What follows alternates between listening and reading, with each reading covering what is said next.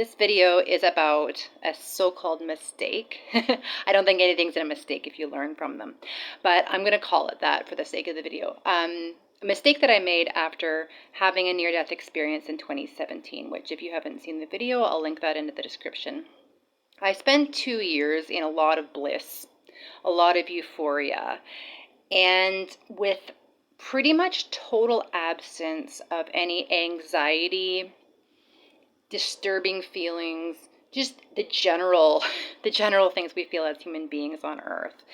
And I made the mistake of thinking that that is the goal of human life and that that state could potentially be permanent.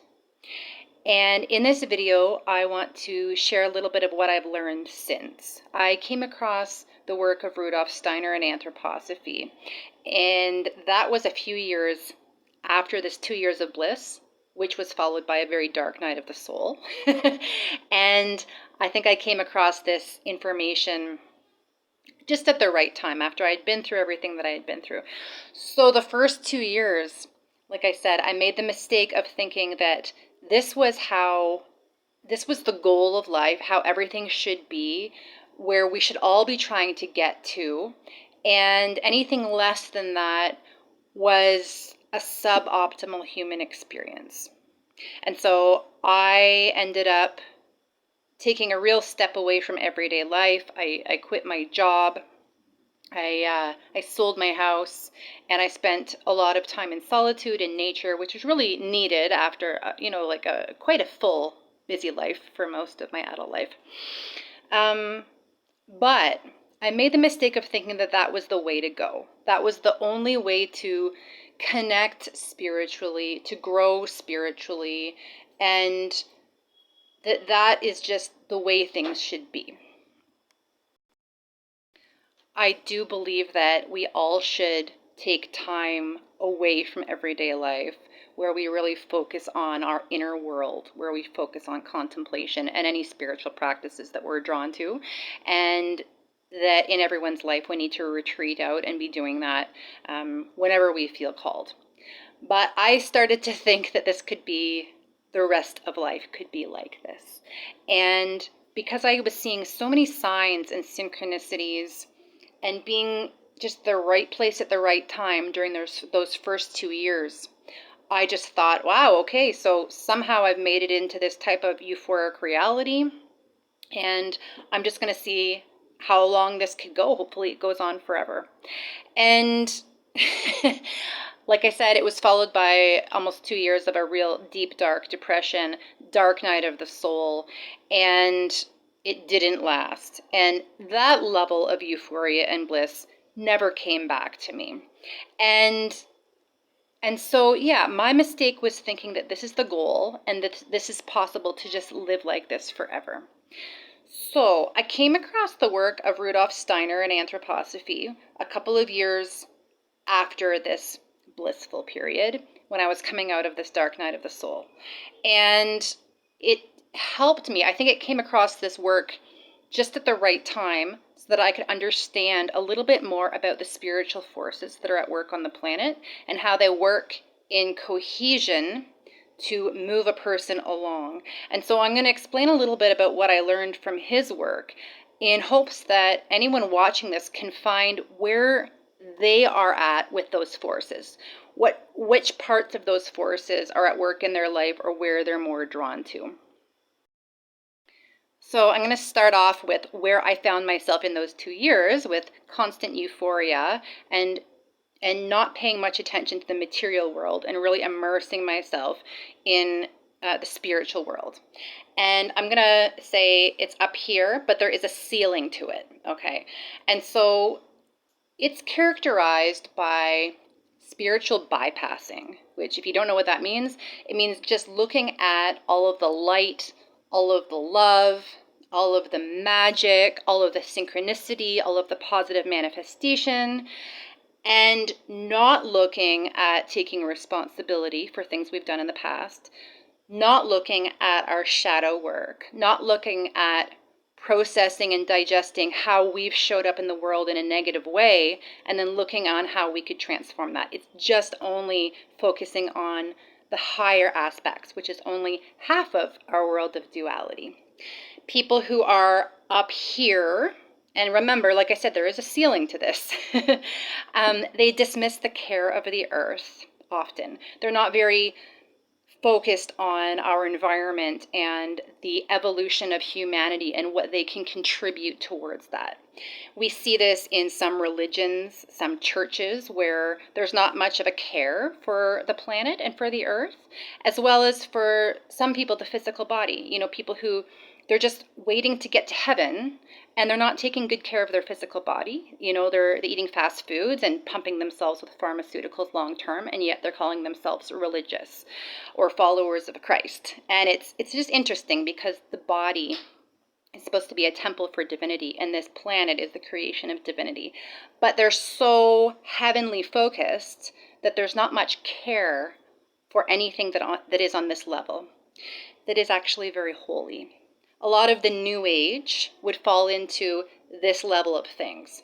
So there's a lot of love, light, channeling, you know, prophecies for the future, but it seems to go in a circle and never really causes transformation in people's lives. You look at people who are in those circles for many years, and you don't really see any changes that are happening in their life from year to year. Giving sovereignty to teachers, coaches,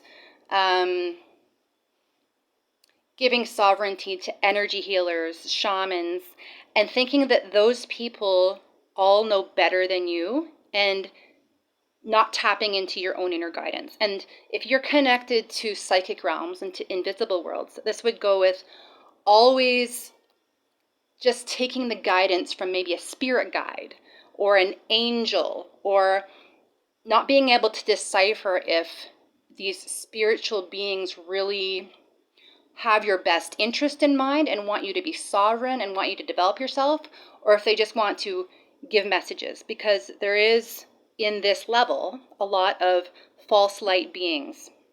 They will have mixes of truth and mixes of deception, and might not be pure beings that people are out there connecting with. And they don't have the discernment.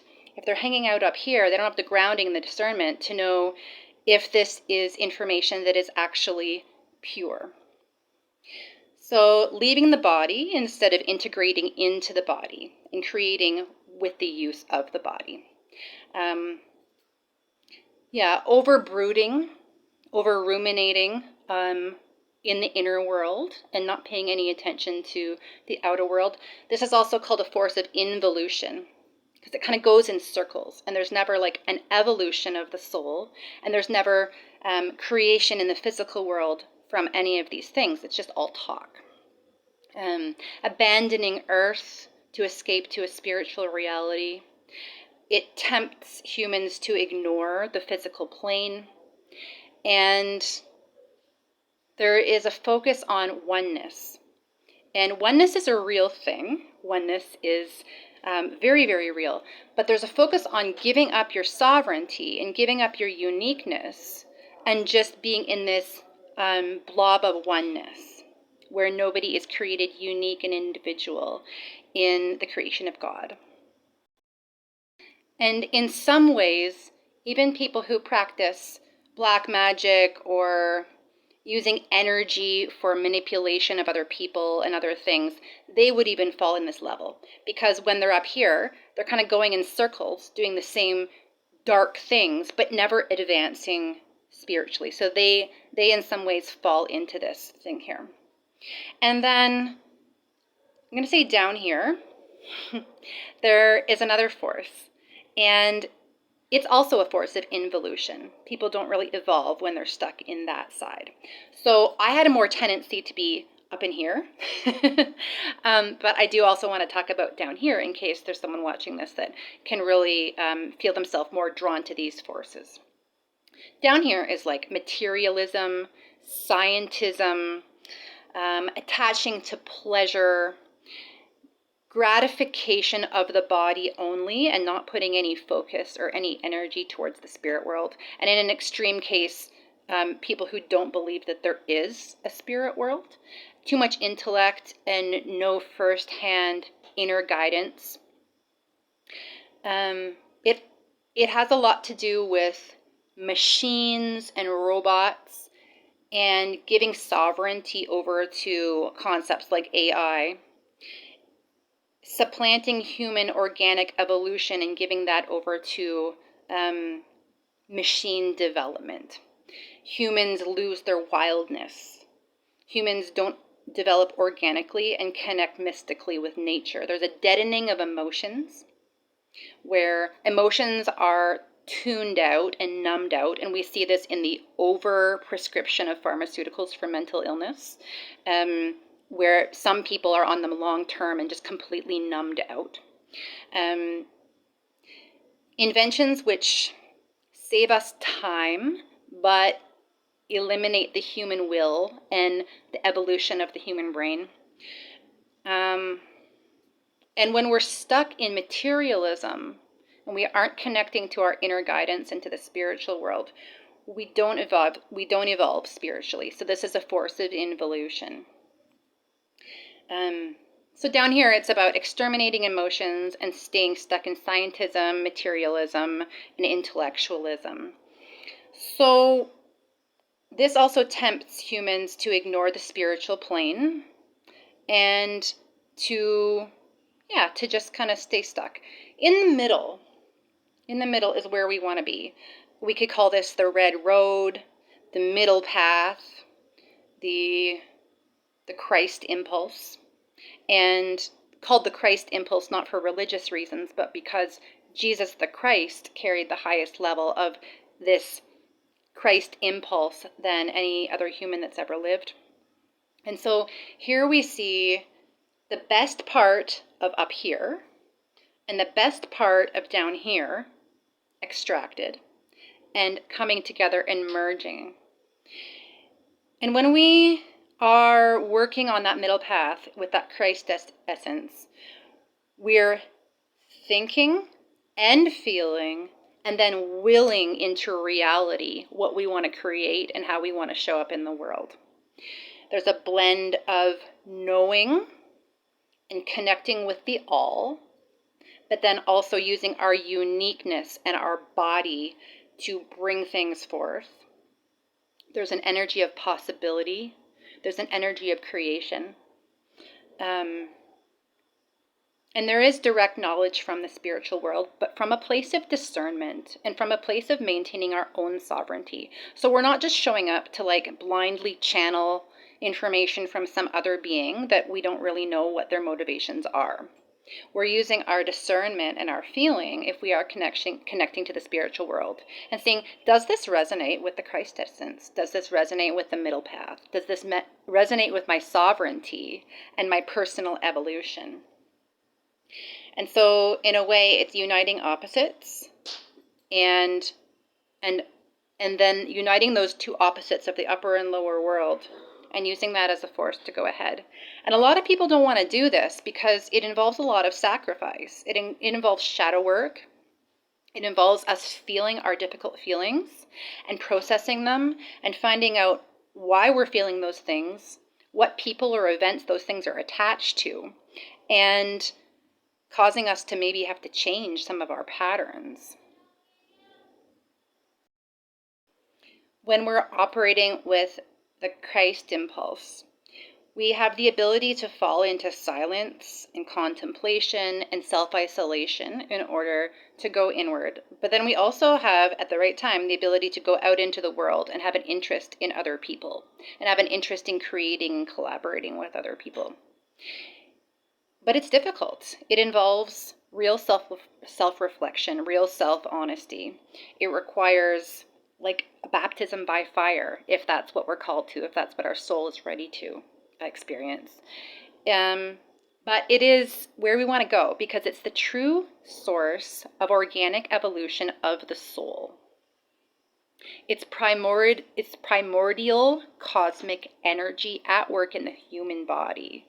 It's the essence of the Kundalini active in a human body, causing massive change, sometimes massive chaos, in order to birth something new.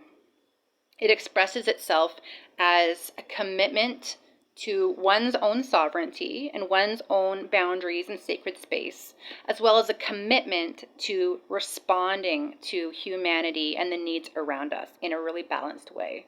And so we're not losing ourselves in a spiritual world and giving up responsibility, and we're not losing ourselves in the world of materialism and forgetting that we are actually spirits in a human body. And so don't make the mistake that I did of hanging out in one of these two worlds a little bit too much. And know that our path forward involves the best of both worlds. And the middle path is always going to ask something of us, to release attachments, to look at what needs to be looked at, and to have faith that if we put one foot in front of the other, we're going to get to where we need to go.